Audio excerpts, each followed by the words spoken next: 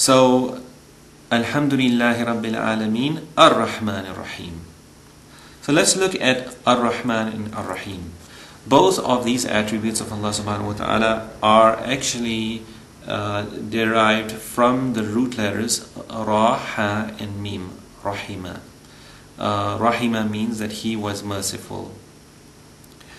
Raham means the womb in which the child spends 9 months. So the Raham is a container or an abode of the child in which that child is receiving the mercy of its mother in every way possible, that the mother takes care of that child and takes care of herself when bearing the child. So if we look at Ar-Rahman, Ar-Rahman is the attribute of Allah subhanahu wa ta'ala, the attribute of affection, the attribute of mercy that encompasses the awam, everybody, every living creature, whether a human being or non-human being, whether obedient or non-obedient, rightful of the mercy of Allah subhanahu wa ta'ala or not rightful of the mercy of Allah subhanahu wa ta'ala. Ar-Rahman encompasses, the mercy of Allah subhanahu wa ta'ala is not limited in the dunya to only the mu'mineen or to the believers. For instance, when rain pours down, it pours down on all of the creatures of Allah subhanahu wa ta'ala, and everyone is the recipient of that mercy of Allah subhanahu wa ta'ala. The food and all of the ni'am, all of the blessings that we received as human beings and as living creatures is not limited to the mu'mineen. So that is a form of Ar-Rahman's mercy on creation.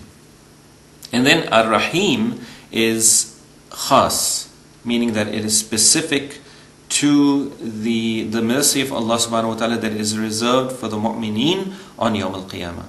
On Yawm al-Qiyamah, Allah's mercy is for the mu'mineen, because the mercy of Allah subhanahu wa ta'ala for those who have rejected Allah subhanahu wa ta'ala stops on Yawm al-Qiyamah, and the mercy that is reserved by Allah subhanahu wa ta'ala is for those who have actually believed Allah subhanahu wa ta'ala, the existence of Allah subhanahu wa ta'ala, and have been obedient to Allah subhanahu wa ta'ala.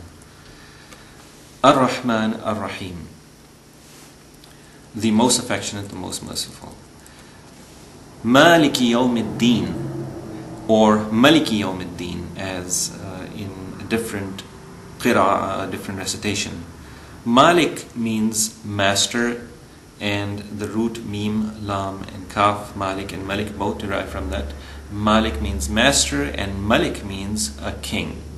So let's look at the difference between the two and try to understand what sort of meaning we're getting out of the two names of Allah subhanahu wa ta'ala, Malik versus Malik.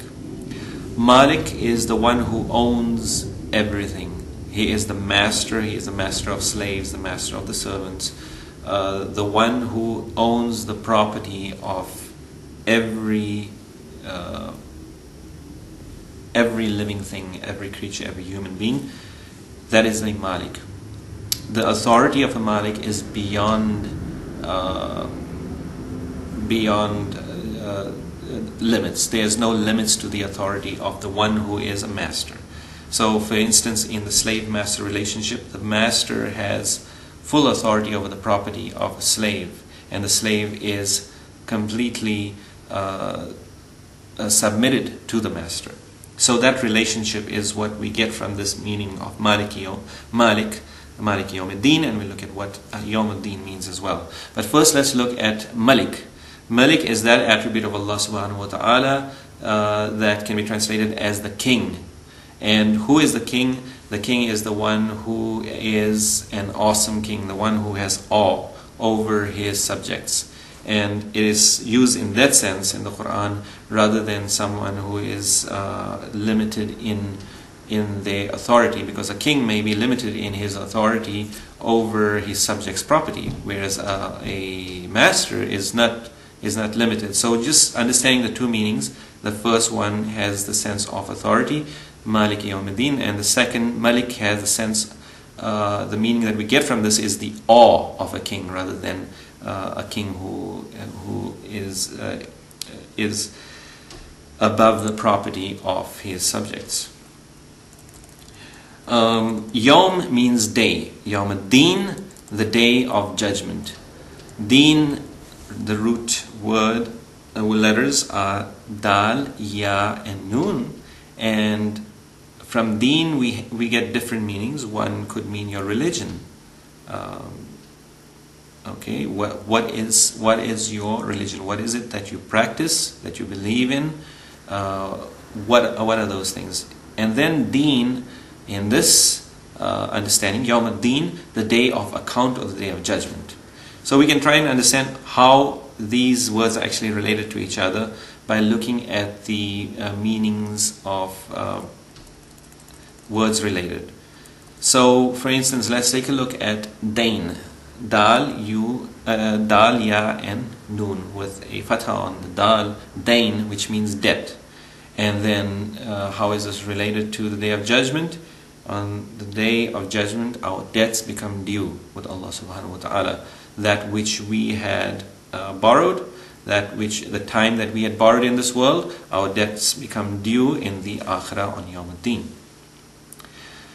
And Deen also is when an accounting is happening.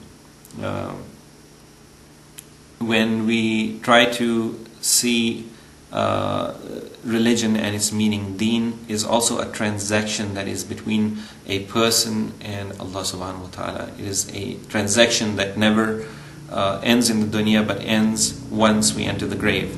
And that transaction, the account of that transaction, is taken on Yawm al-Qiyamah, on Yawm ad-Din.